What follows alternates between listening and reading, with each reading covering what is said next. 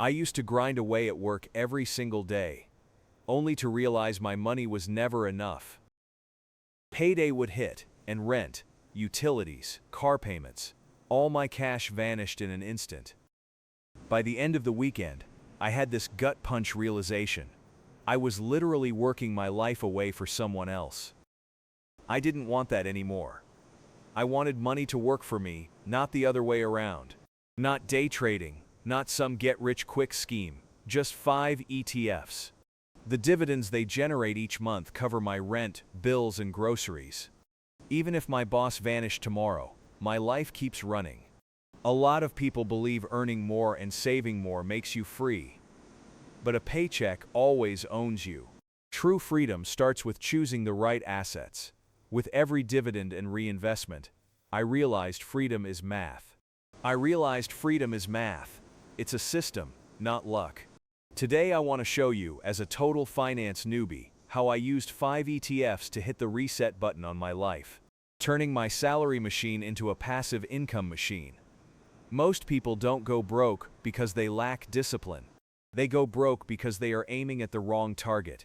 We are taught to obsess over our paycheck and protect our job, to ask for raises, grind harder, and naively believe more income equals freedom. But the reality is that payday hits, rent is paid, groceries are done, insurance, utilities, car payments, and credit cards are auto-paid, plus a few subscriptions you forgot to cancel. By the time the weekend ends, the money you earned with your life has already been redistributed to everyone else. Replacing your salary doesn't mean flaunting wealth. It means even if your boss disappeared tomorrow, your core life would still run. Rent gets paid, food gets bought, bills are cleared. Not because you sold your time this month, but because your existing assets are returning cash. This is a completely different game than chasing a bigger paycheck. Before anyone nods along too fast, there is one issue.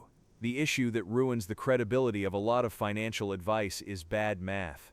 If the math is wrong, the whole promise is empty. People can ignore bold claims, but they won't forgive arithmetic mistakes. And honestly, they really shouldn't. If someone says $6,000 per month equals $78,000 per year, that is not a small slip. That is a crack in the foundation. Because 12 months is always exactly 12 months. This matters way more than most people realize. In finance, bad math doesn't just look sloppy. It creates false timelines, false confidence, and dangerous expectations. It makes goals seem closer or farther than they really are. And then people either give up too early, or they take unnecessary risks to catch up. Here is a hard reset for you. You don't need to replace your impression numbers. You need to replace your real numbers. Not the dinner table bragging numbers. Not the rounded up annual salary you tell yourself you should earn. The numbers that matter are the ones tied to your actual life, the ones actually showing up in your bank account. For some, that baseline is around $4,000 per month.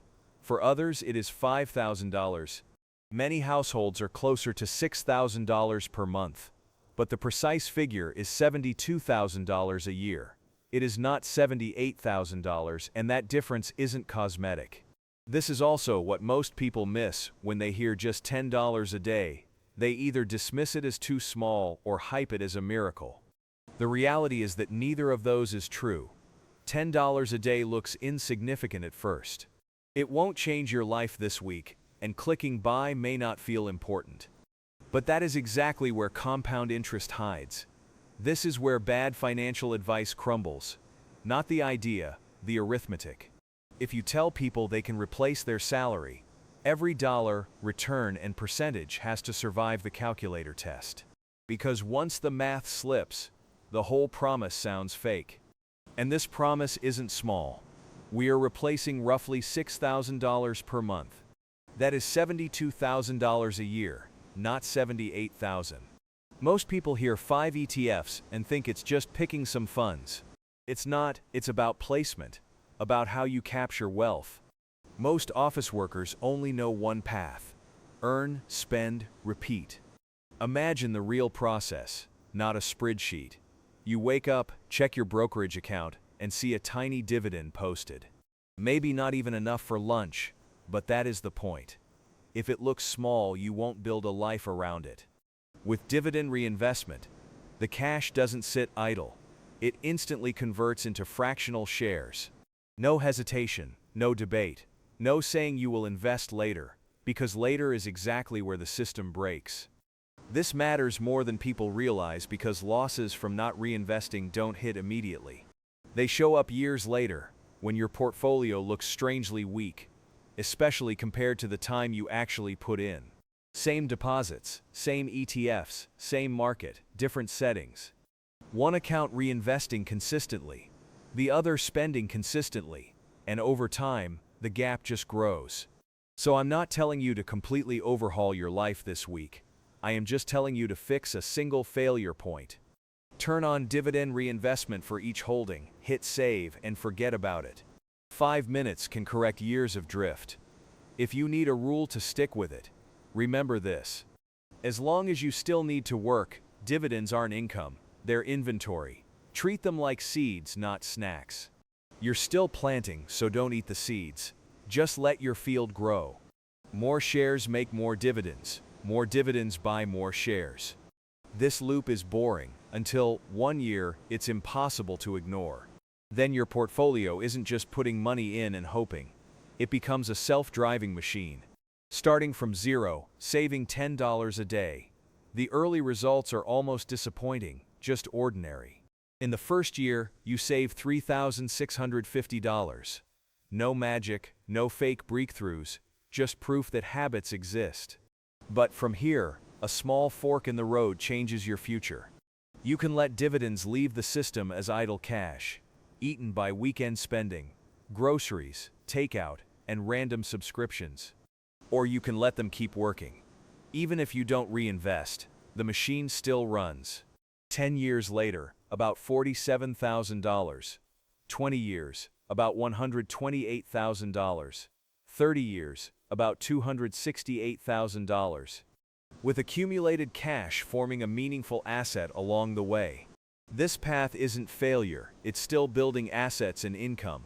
30 years in, that income is around $25,000 per year, which is about $2,000 per month.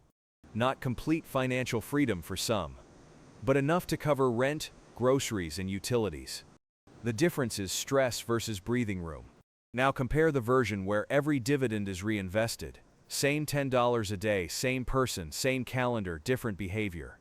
10 years later, over $56,000. 20 years, over $221,000. 30 years, nearly $888,000. Not because of a secret stock, not better trading. Because you simply stopped interrupting compounding. That is the part people underestimate. They hunt smarter products, but the real leverage is stricter processes. Precision is critical, because trust in financial content lives or dies on the basic math. If your monthly goal is $6,000, the annual goal is $72,000, not $78,000.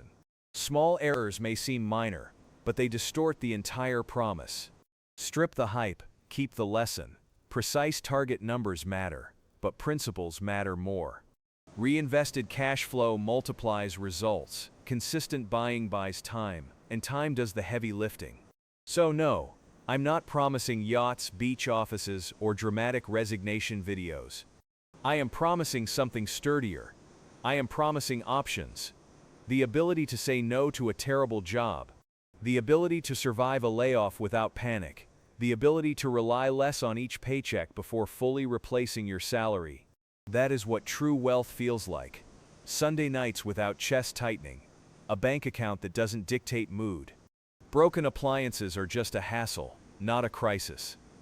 This is the promise of compounding, not instant freedom. Expand the buffer, gain more choices each year than the last. Maybe it starts covering your phone bill, then insurance. Then half your rent, eventually your full monthly salary.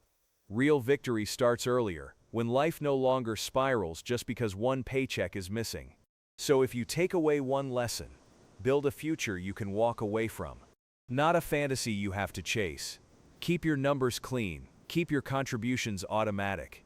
I am curious, where are you at now? if your portfolio started paying a bill tomorrow? Which one would give you the biggest sigh of relief? Rent, groceries, car payment, or something else?